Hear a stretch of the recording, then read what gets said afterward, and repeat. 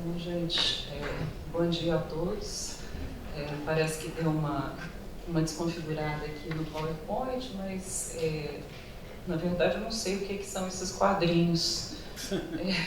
Isso está no modelo, mas não é nada. Então, assim, não está atrapalhando o que eu vou apresentar, não, eu acho, pelo menos o pedacinho que a gente viu aqui.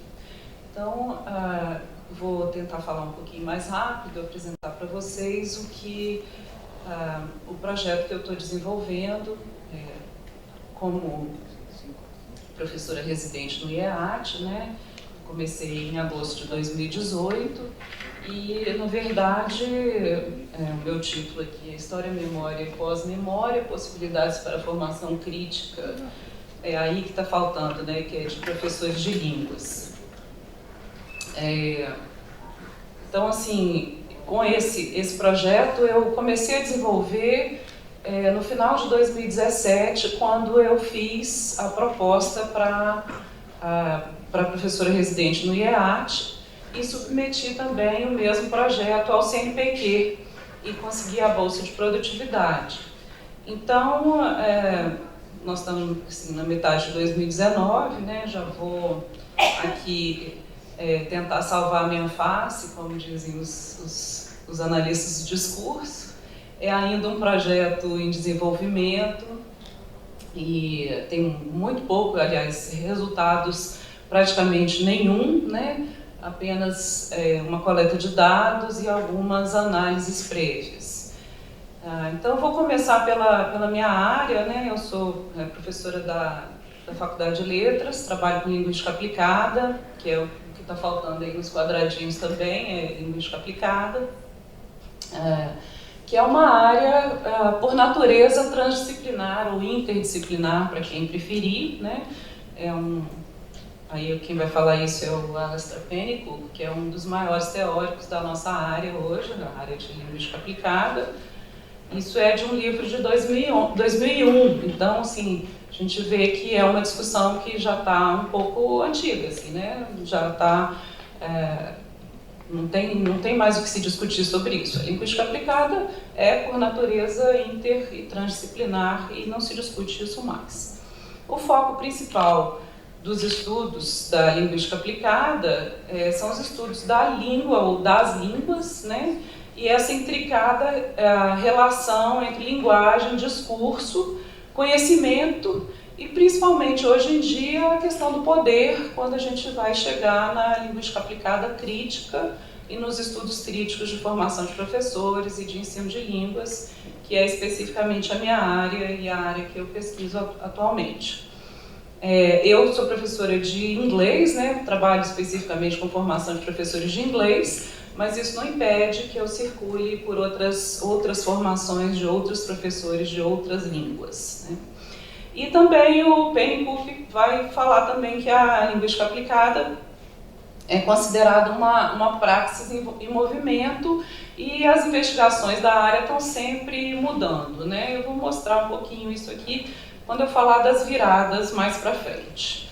Então, aqui já não me lembro mais o que era o título lá, que parece que desapareceu, mas enfim, só para falar dessa transdisciplinaridade, né, da interdisciplinaridade da linguística aplicada, acho que aqui estava o que era um projeto interdisciplinar. Então, a proposta do meu projeto é trabalhar com memória e pós-memória. Vou explicar o que é esse termo, parece que não é um termo muito conhecido. E então, com essas outras áreas, aqui eu coloquei algumas, né, a educação, a formação de professores de línguas, a história, né, porque a pós-memória vai ter uma inter-relação muito grande com a história, algumas questões que vêm da literatura, da sociologia e das ciências sociais, mas também outras áreas, por exemplo, a psicologia vai informar os estudos de memória, né, as artes, a arquitetura, um projeto bastante amplo realmente.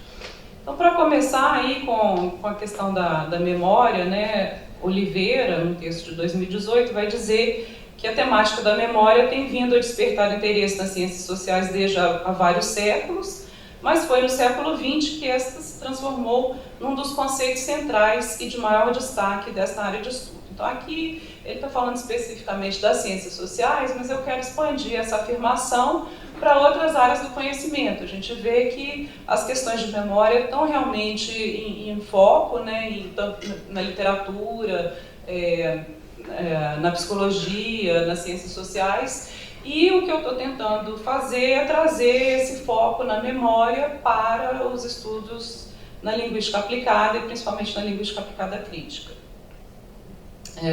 Então aqui, falando das viradas, né, como eu falei, essa questão de que a linguística aplicada está sempre em busca de novos temas, né? A gente já passou, a área tem passado por várias viradas, né? Que são essas ondas de temas que parecem interessar quase que a comunidade toda. Nós tivemos no final do século passado o que a gente chamou na formação de professores de virada reflexiva, por exemplo. Logo no início do novo século, aí por volta dos anos 2005, 2006, a gente teve uma virada chamada virada crítica, né, que perdura até hoje. E essa virada afetiva parece que, né, também talvez tenha começado mais ou menos aí por volta do final do século passado, mas agora a gente está chegando numa interconexão entre a virada crítica e a virada afetiva. Então estamos já produzindo estudos afetivos dentro de uma perspectiva crítica, né? E Ferreira vai dizer que poucas coisas são tão particularmente afetivas quanto as memórias de um indivíduo, de um povo ou de um grupo. Dessa forma, a memória e a língua, né, que é o que faz essa memória poder ser transmitida, fazem parte, por assim dizer, de um bem imaterial imensurável. E é aqui que eu enxergo, então, um caminho para se discutir memória dentro dos estudos de linguística aplicada. E aí eu vou começar com essa citação aqui de um livro do Milan Kundera. Não vou entrar no mérito de que tipo de literatura é essa, né? Não é a minha praia, por assim dizer, mas ele começa assim: para liquidar os povos. Para liquidar os povos, se começa a privá-los da memória. Se destroem os seus livros, a sua cultura, a sua história. E algum outro escreve outros livros, lhe fornece uma outra cultura, inventa uma outra história. Depois disso, o povo começa lentamente a esquecer aquilo que é e aquilo que foi. E o mundo ao seu redor esquece ainda mais rápido. Então parece que nós estamos passando por um período em que as pessoas não têm memória do seu passado, né? Não sei se escolhem não ter, ou se existe mesmo uma reescrita desse passado, de várias maneiras, por vários interesses, e isso vai privando as pessoas de lembrarem o que aconteceu e evitar que essas coisas se repitam. E aí, esse termo pós-memória, né, foi criado por uma professora de literatura chamada Mary Ann Hirsch. Ela é de origem romena, mas vive hoje nos Estados Unidos já desde pequena, desde criança, né? E ela vai dizer, então, que nós vivemos na era do pós, né? Então, fala assim, pós-moderno, pós-colonial, pós-crítico, pós-humano, pós-verdade, né? Como é um dos seminários que a gente vai ter no próximo semestre. E também ela, então, cria esse termo pós-memória, que ela diz que descreve a relação da segunda geração com experiências poderosas, frequentemente traumáticas, que precedem seu nascimento, mas que mesmo assim foram transmitidas a eles tão profundamente que parecem constituir memórias por direito próprio. Então, são pessoas cujas gerações anteriores passaram por traumas históricos muito grandes, né? No caso dela, ela vai falar especificamente do Holocausto, e no caso do meu projeto, eu estou tentando usar esse termo em relação ao período de ditadura militar do Brasil. E ela diz também que a pós-memória é formada indiretamente por eventos traumáticos que aconteceram no passado, mas que ainda produzem efeitos no futuro. Então, o meu projeto é exatamente ver quais são esses efeitos que estão sendo produzidos atualmente, né, tanto no presente quanto daqui para frente, o que é que vai acontecer e qual o papel que a formação de professores tem nesse processo. E daí eu parti da questão das experiências e a interdependência, vamos dizer assim, do desenvolvimento das identidades em relação às experiências passadas de cada pessoa, mas também de um povo, né? E, então eu fui trabalhar com o Mico, ele que inclusive foi minha orientadora de mestrado no final dos anos 90, 2000, e ela tem um trabalho bastante extensivo sobre experiência. Então ela vai dizer que experiência é um processo por ter a ver com relações dinâmicas e circunstâncias vividas em um meio particular de interações na sala de aula, a qual, ao ser narrada, deixa de ser um acontecimento isolado ou do acaso. Então, no momento que um aluno ou um professor, num curso de formação, por exemplo, narra uma experiência individual, aquela experiência passa a ser compartilhada no meio social, naquele grupo social, né? E ela fala também que é um processo de natureza complexa e orgânica, que na verdade reúne experiências variadas que se relacionam, formando uma teia de relações dinâmicas entre aqueles que as vivenciam. Então, quando a gente faz esses cursos de formação com professores ou debate algumas questões na sala de aula, essas experiências são relatadas tanto por alunos quanto por participantes desses cursos de formação, e a gente vê que uma experiência vai puxando a outra, né? Então, aqueles participantes, eles comungam de uma variedade de experiências, de certa forma comum, mas ao mesmo tempo individualizadas, né? Cada um tem a sua própria experiência, que é mais ou menos parecida com a de outros colegas que vivem a mesma profissão, que passam pelos mesmos tipos de experiência ou experiências parecidas, né? Também Coracini, né, que é uma professora em Campinas, se não me engano, certo? Isso mesmo. Que trabalha muito com a questão da identidade. Ela entende a identidade como formada por interdiscursos. Então, ninguém é isolado, né? Aquela famosa frase, no man is an island, e um homem é uma ilha. Você é formado pelas experiências individuais, mas também pelas suas experiências sociais, aquelas do seu grupo social, né? Então, esses interdiscursos são fragmentos de múltiplos discursos que constituem a memória discursiva, né? Que também tem a ver um pouco com a memória social de um grupo. Do ser humano, recebida como herança e continuamente modificada e transformada justamente nas nossas relações com o outro, numa imbricada rede de inter-relações ao mesmo tempo constituída e constituidora de nossos valores, crenças, ideologias e culturas. Então, ao mesmo tempo que a gente se constitui através desses interdiscursos, né, à medida que a gente vai vivendo essas experiências no nosso mundo social, a gente também ajuda a construir esses interdiscursos. E segundo o autor, então, esses interdiscursos constituem inúmeras vozes que formam a nossa visão do mundo e dialeticamente também são formados por ela. E aí que eu vou então entrar com a ideia da pós-memória, né, que, como vem de gerações anteriores, faz parte desses interdiscursos que a gente recebe de herança. Isso aqui é ainda vamos dizer assim, resultados do meu trabalho de doutorado, né, que foi defendido em 2011. Esse aqui foi a atividade que uma das participantes, uma professora de escola pública, que foi participante do meu projeto de doutorado, só um dos exemplos, né? E nesse exemplo ela usou essa página da Nokia para apresentar algumas frases para os alunos. Isso aqui foi bem no início do ano, alunos de primeiro ano do ensino médio, né? Então, assim, o nível de inglês que eles têm é muito baixo. Basicamente, ela usou frases isoladas, mas também essas frases estão num contexto, né, que isso aqui a gente pode chamar de texto. Na linguística aplicada, isso seria reconhecido como um texto, inclusive um gênero, né, mas enfim. E aí ela faz várias atividades baseadas nessa página da Nokia, e no final do trabalho todo, de mais ou menos um mês, ela pede aos alunos que eles imaginem que eles compraram um celular através da página da Nokia e que esse celular, quando eles receberam o celular em casa, esse celular estava quebrado, defeituoso de alguma maneira. Então eles fazem uma carta de reclamação, que é aquele exemplo ali que eu dou, né, que é um aluno, por isso o nome do aluno está aqui coberto. E esse foi só uma das cartas que o aluno escreveu, um desses alunos escreveu, e foram várias outras, né? Mas então, nesse trabalho, né, na minha tese, eu digo que isso é uma questão de formação de cidadania desses alunos, porque eles estão aprendendo na sala de aula. Deixa eu passar aqui, que é o que está escrito aqui, né?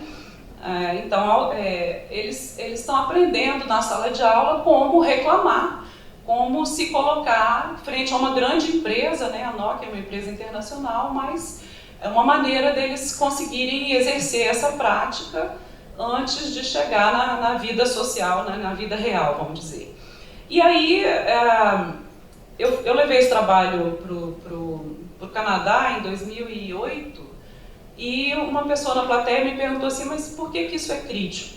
Daí eu fui pensar, por que reclamar é crítico, né? Ali na hora eu fiquei um pouco assim, meio na saia justa, mas a resposta que eu consegui ter na hora, que depois, refletindo, eu achei que tinha tudo a ver, é que o brasileiro não sabe reclamar, né? A gente não aprendeu a reclamar por causa desses 20 anos de ditadura militar, onde era proibido reclamar, era subversivo, né? Ninguém reclamava. Então é isso que essa discussão eu fiz então na minha tese, está lá.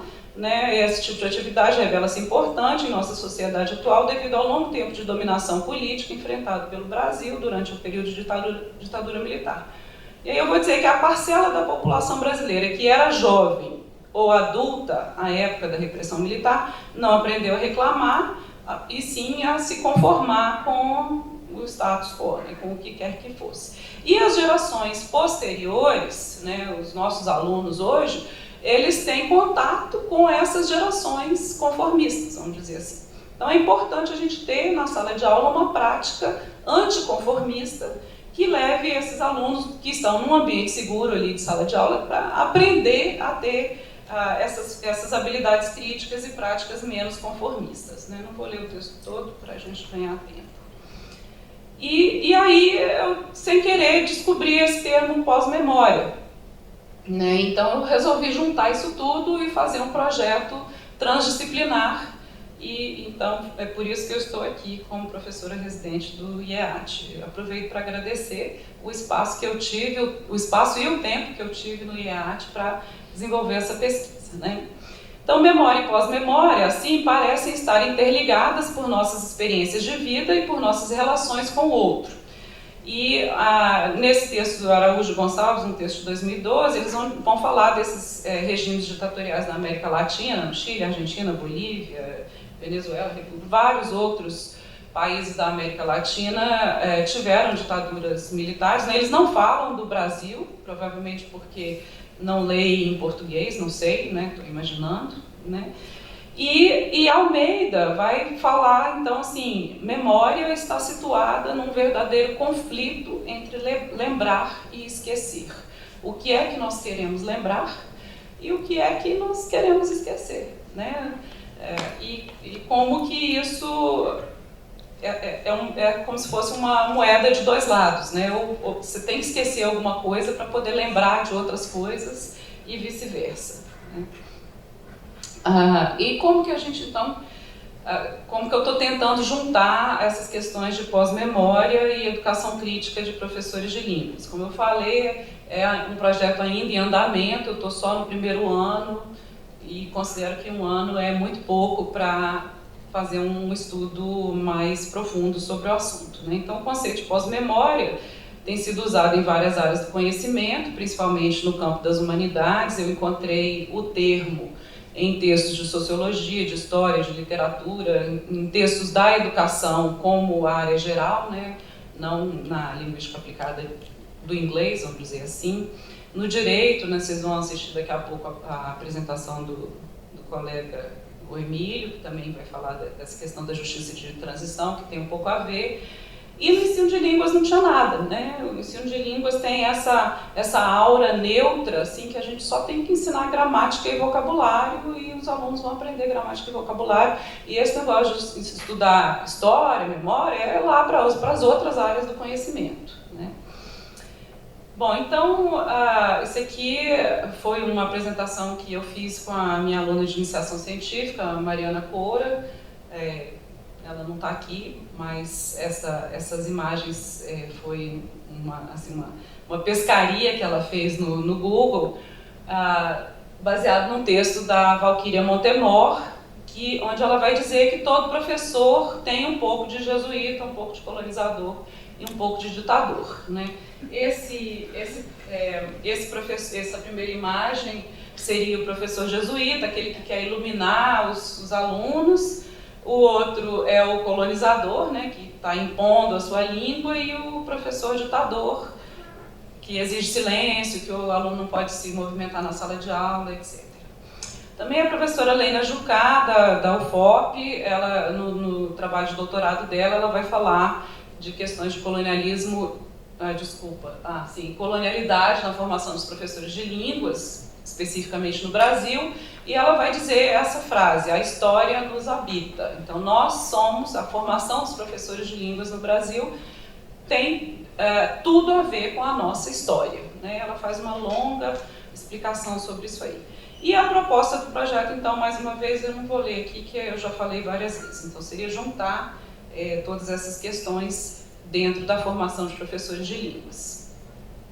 Vou dar alguns exemplos rapidamente para vocês verem como que essa história de repressão militar ainda impacta no nosso dia a dia, né? Então, isso aqui é uma sala de aula de uma universidade, não vou dizer qual é, não vem ao caso, né? Então, assim, a sala de aula é trancada com grade, né? A gente não sabe se tem aluno lá dentro, se é para os alunos não saírem, se é para os alunos não entrarem, mas fato é que isso aqui era um corredor inteiro e as salas de aula eram todas desse jeito, né?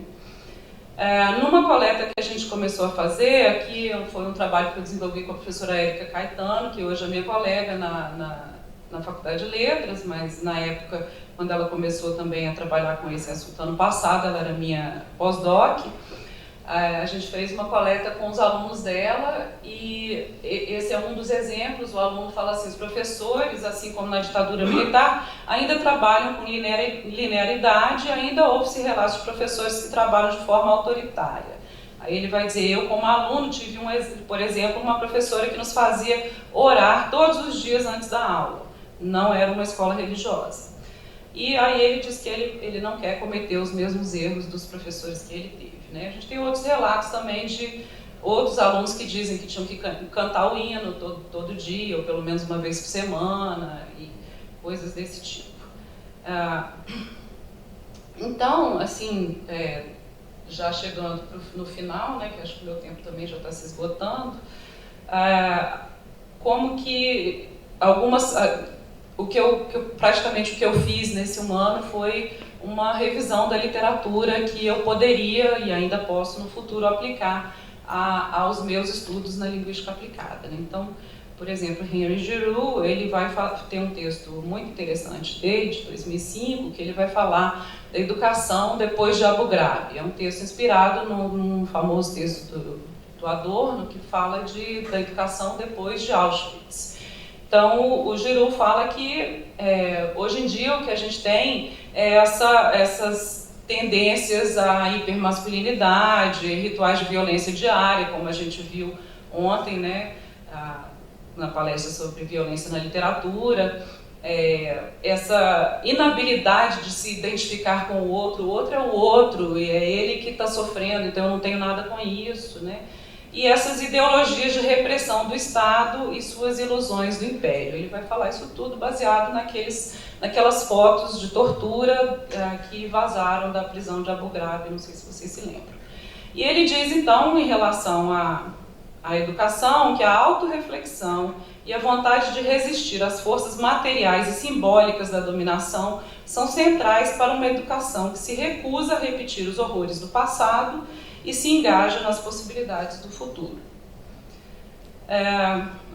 Como como eu falei, algumas considerações finais. Então, para compreender o conceito de pós-memória, compreender o conceito de pós-memória pode nos ajudar a perceber o papel e a importância dos professores, incluindo professores de língua, para criar formas de pedagogias que sejam capazes de produzir identidades, relações sociais e valores que possam levar a menos injustiças. O meu projeto anterior também era sobre justiça social, e possam pavimentar o caminho para prevenir episódios históricos traumáticos, como Auschwitz, Abu Ghraib e as ditaduras militares, de acontecerem novamente.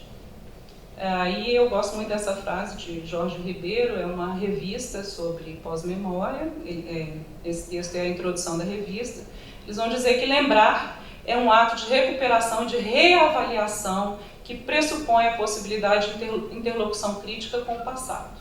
Lembramos para não esquecer, como indivíduos e como sociedade, ainda que o esquecimento seja a outra face da moeda, a que chamamos memória. Lembramos para não errar de novo, para impedir que a opressão e a violência tornem a se manifestar de forma avassaladora e insidiosa.